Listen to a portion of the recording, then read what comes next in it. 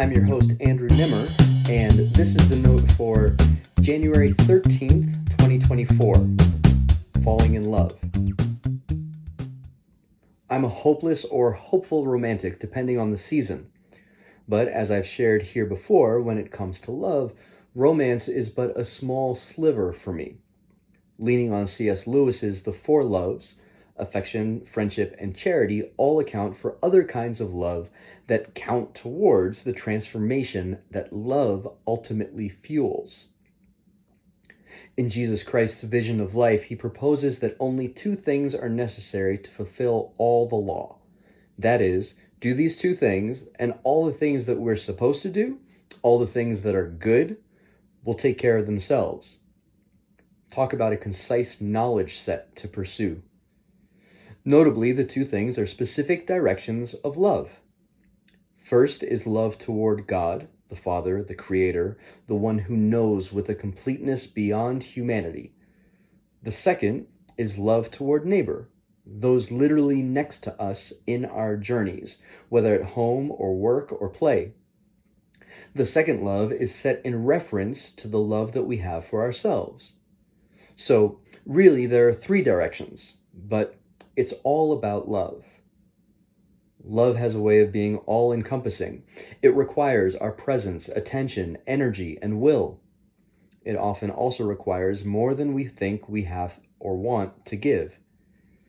This is where the love that Jesus speaks of becomes the bedrock of a life of transformation.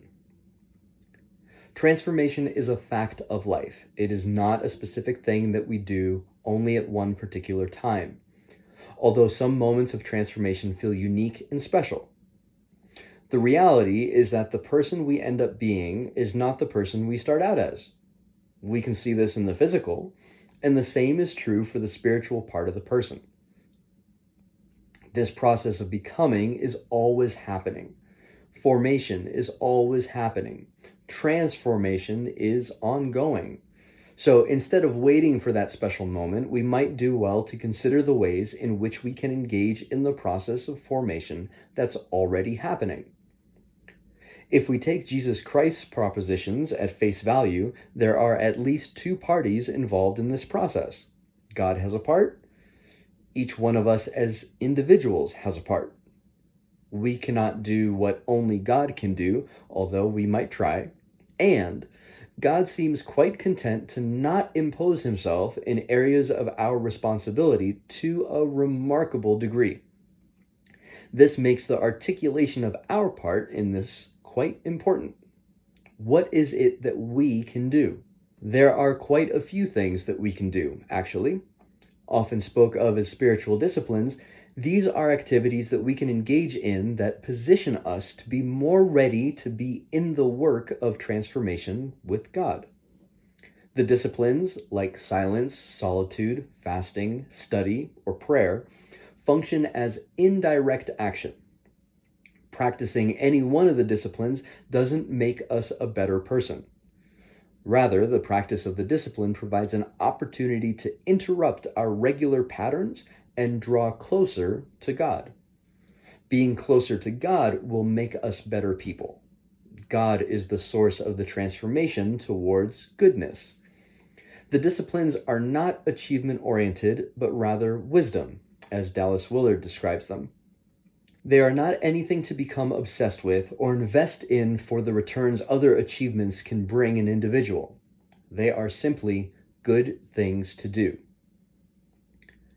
The danger of speaking of spiritual formation or individual transformation is that the whole thing can become achievement-oriented. How many hours have you studied this week? How much time in prayer have you had? How many transformative moments have you experienced?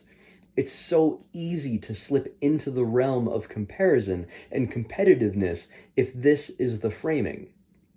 Neither helpful nor worthwhile. Of course, we are attentive to the idea of formation because we want to become particular kinds of people. But this process is fundamentally relational, and that's where love comes in. There have been a few times in my life that I have fallen in love. Some of those moments have birthed amazing long-term relationships, while others have not. Regardless, each moment has been marked by an inordinate amount of trust in entering the world of the person or thing I've fallen in love with. This immersion of sorts was also accompanied by a willful, even enthusiastic kind of reorganization of my life towards the life of the person or thing I had fallen in love with.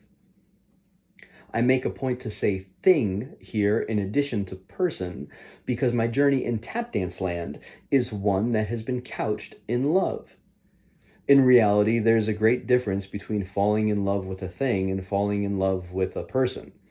But the idea of enthusiastic reorganization that I've seen in my own life and in the lives of others who have loved me applies. Love, the will to do the good of the beloved, brings with it a focus on the other. The lover must learn of the beloved. What is good for them? What can I do that is good for who and what I love? This shift in focus is what precipitates willful transformation. It is what puts us on the adventure towards something new, beyond even the scope of our own vision. It isn't the vision of the final landing place that's most important. What comes to the fore is the desire to do good for the sake of the beloved. It is the relationship in the present moment and for balance, maybe for the sake of eternity, that takes center. Inspiration. With love comes inspiration and dreams. Inspiration, literally the indwelling of a spirit or will, is the seed that allows for something new to happen. New wants lead to a reorganization of attention, learning, and even a recalibration of risk. I want to be with the person I love, so I risk inviting them into time that used to be private for me. I want to know the person I'm in love with, so I learn to be with them and become attentive to them. As I shift, my thoughts about what is possible in the near and far terms also begin to shift. I might think, maybe I could spend the rest of my life with this person. Doing this thing? I might say to myself, I never thought I'd have my life organized this way, but look at me now. Personal preference seems to take a back seat to this reorganization. The reason is that the reorganization is trusted to be good. Not in the way a few scoops of ice cream is good. Good in a now and future me and the world sense of good. So even as the shift is happening, there seems to be a desire for continuity, more togetherness, learning, attention, even risk. Trust. This all hinges on trust. To give of oneself so fully as to find yourself in the world of another hinges on the trust you have that the other person loves you, that they too are attentive, learning, and willing to risk for your good, that they reach out to you, see things in you that you may not see in yourself, and desire to be with you so that they too are transformed, is all part of what happens when the loop between two people who love one another is closed. What I'm talking about here is not limited to romantic experiences of love, although it is profound and potent there. I explored the communal nature of people in an earlier note, including how profound the relationship we have with friends can be. Every relationship has some potential to be an opportunity for transformational love.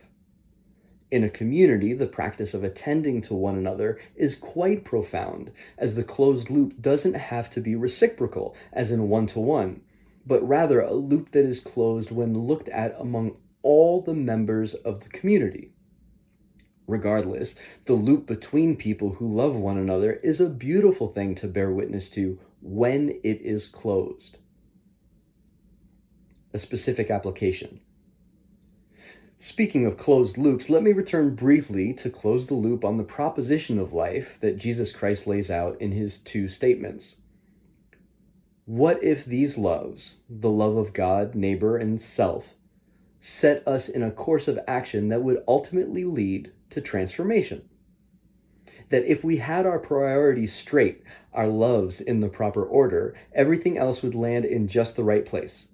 What if love, specifically directed and ordered, really was the answer? I have to believe that Jesus Christ knew something about how humanity worked. Even if I didn't subscribe to who he says he is, which I do, I would be remiss to not at least take his ideas at face value. I would test them against the other ideas about life that are out there, some that I may have taken on without even knowing. So, what is this thing that Jesus knows exactly?